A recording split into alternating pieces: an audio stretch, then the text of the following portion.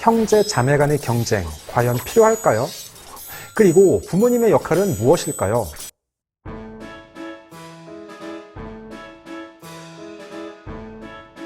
안녕하세요. 반갑습니다. 초등교사 해피 이선생입니다. 오늘은 형제 자매 간의 경쟁에 대해서 이야기해 보려고 합니다.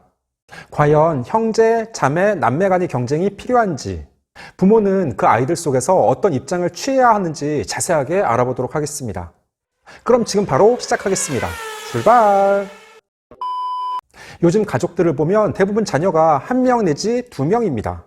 물론 간혹 아이가 3명 있는 가정도 있지만 대부분 저희가 어릴 때보다는 형제, 자매의 숫자가 훨씬 적습니다.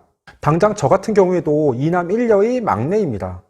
요즘에는 자녀들의 숫자가 적다 보니까 큰 아이 입장에서는 부모님의 사랑을 독차지하다가 동생이 태어나는 순간 관심이 멀어지고 사랑을 나누어 가지게 됩니다. 이건 어쩔 수 없는 일이죠. 그런데 아이 입장에서는 커다란 위기의식을 느끼고 동생이 위협적인 존재로 느껴질 수 있습니다. 사실 학교보다 먼저 아이들이 사회성을 키워나가는 곳이 바로 가정입니다. 형제, 자매, 남매가 함께 자라며 우애를 키우고 때로는 선의의 경쟁의식을 느끼며 가끔 갈등을 겪는 과정에서 어떻게 생활해야 하는지를 터득하게 됩니다. 그 안에서 부모님의 역할도 아주 중요합니다. 그래서 오늘 그에 대한 이야기를 하려고 합니다. 먼저 좋은 형제, 자매 관계를 만들기 위한 부모님의 역할 7가지입니다. 첫째, 비교하면 안 됩니다. 이걸 가장 조심하고 경계해야 합니다. 가끔 영화나 드라마에서도 종종 나오죠. 공부를 잘하고 모범생인 언니, 문제투성이인 동생. 언니 절반만 좀 따라가 봐. 내 형을 봐라. 너는 왜 그 모양이니? 자녀를 서로 비교하고 평가하는 행동은 자녀 간에 더 많은 갈등과 경쟁을 유발시키게 됩니다. 또한 아이들의 자존심에 상처를 주고 상대방에 대한 미움을 쌓아갈 수 있습니다. 그래서 형제 자매가 각자 가진 장점을 최대한 잘 살려주셔야 합니다. 누구나 잘하는 게 있고 서로 다름을 인정해줘야 합니다. 둘째, 갈등의 원인을 파악합니다. 아이들이 다투고 갈등이 생긴 이유가 무엇인지 한 명씩 차분하게 이야기를 들어줍니다. 2명의 이야기를 모두 들었으면 서로 이야기한 내용이 맞는지, 혹시 틀리게 말한 부분은 없는지 확인하며 바로잡습니다. 그러다 보면 쌍방과실인 경우가 대부분입니다. 그리고 각자 잘못한 점을 이야기하고 사과하며 넘어갑니다. 학교에서 아이들이 울거나 갈등이 나타났을 때에도 마찬가지입니다. 일단 아이들의 이야기를 한 명씩 끝까지 들어주는 것이 가장 기본입니다. 셋째, 아이들이 스스로 갈등을 해결하도록 도와줍니다. 물론 이게 쉽지 않습니다. 그런데 부모는 재판관이 아닙니다. 부모가 아이들의 이야기를 한 명씩 다 들어주면 아이들도 스스로 누가 잘못했고 어떻게 해야 되는지 알고 있습니다. 그래서 아이들의 갈등은 당사자끼리 스스로 해결하도록 해야 합니다. 부모가 결정을 해서 판단을 내려주면 모든 일에 있어 아이들은 부모에게 의존할 수밖에 없습니다. 물론 불가피하게 중재가 필요한 경우 부모는 아이들이 서로 대화를 통하여 문제를 해결하는 방법을 배우도록 이끌어야 합니다. 구독, 좋아요! 넷째, 아이들이 기본적인 생활 규칙을 만듭니다. 형제 자매 간에 어떻게 행동해야 하는지, 다른 가족에게는 어떻게 대하고, 학교에서 귀가한 후 무엇을 해야 하는지 미리 규칙을 정해 놓습니다. 물론 규칙을 정할 때는 부모님이 일방적으로 엄격하게 정하는 것이 아니라 아이들이 함께 참여해서 정하는 것이 좋습니다. 학교에서 반의 규칙을 정할 때도 마찬가지입니다. 그래서 아이들을 일관성 있게 대해야 합니다. 부모님이 기분 좋을 때는 잘못을 해도 그냥 넘어가고 화가 날 때는 혼을 내면 아이들은 혼란을 겪을 수밖에 없습니다. 다섯째, 상대방을 기분 나쁘게 하는 일을 막습니다. 사람마다 민감하게 받아들이는, 기분 나쁘게 느끼는 말이나 행동이 있습니다. 그런데 형제 자매 간 갈등 상황에서 일부러 상대의 화를 돋우기 위해 그런 말과 행동을 합니다. 그러면 당연히 기분이 나쁘고 싸움이 더욱 격화됩니다. 왜냐하면 상대방이 싫어하는 말이나 행동은 기분을 상하게 할 뿐만 아니라 수치심을 안겨줄 수도 있습니다. 그래서 이 부분에 대하여 부모와 아이가 함께 이야기를 나누어 서로에게 하지 말아야 하는 말이나 행동 등을 정한 뒤 그것을 하지 않도록 미리 약속해야 합니다. 살이 쪘다고 뚱땡이, 외모를 가지고 낙타, 이렇게 놀리면 당연히 기분이 나쁠 수밖에 없습니다.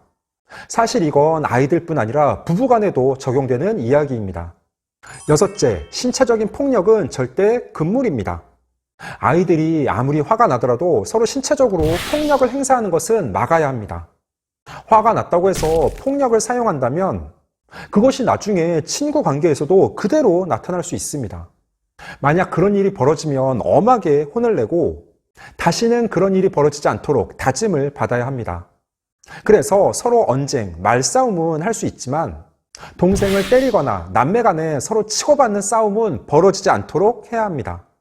물론 이렇게 하기 위해서는 부모님도 평소 아이에게 체벌을 하거나 폭력을 행사하는 일이 없어야겠습니다. 일곱째, 가족의 소중함을 강조합니다.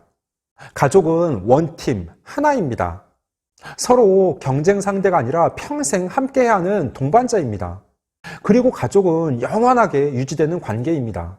지금 당장 동생을, 언니를 이기는 게 중요한 것이 아니라 함께 힘을 합쳐 행동해야 한다는 점을 강조해서 이야기해줘야 합니다.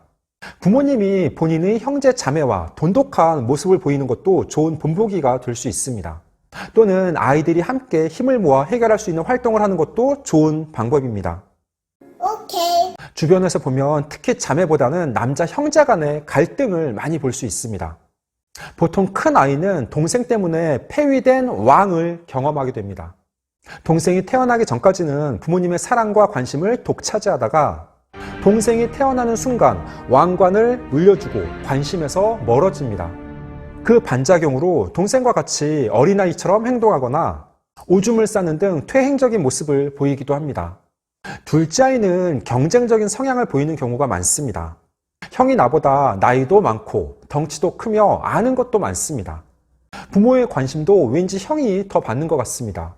그러니까 형을 경쟁 상대로 인식해서 사소한 것까지 이기려고 합니다. 그러면 부모님들은 어떻게 해야 하느냐? 평소 아이들과 대화를 많이 하고 이야기를 들어주셔야 합니다. 아무리 부모님이 10손가락 깨물어서 아프지 않은 손가락 없다 라고 이야기하셔도 아이들은 나보다 형을, 동생을 더 사랑한다고 느낍니다. 그게 아니라고 아무리 말해도 아이들은 그렇게 믿고 있습니다. 그러면 어느 부분에서 아이가 그렇게 느꼈는지, 앞으로 어떻게 해줬으면 좋겠는지 묻고 진솔한 대화를 나누셔야 합니다. 그리고 부모님의 입장과 생각을 서로 말하면서 아이가 스스로 생각을 바꿀 수 있도록 해야 합니다. 15초 요약! 형제 자매 간의 경쟁은 불필요합니다. 서로 경쟁 상대가 아니라 협력하는 동반자 관계를 구축해야 합니다. 그러기 위해 부모님들께서 좋은 형제 자매 관계를 만들기 위한 7가지 역할을 알고 실천하셔야 합니다. 첫째, 비교하면 안 됩니다. 둘째, 갈등의 원인을 파악합니다.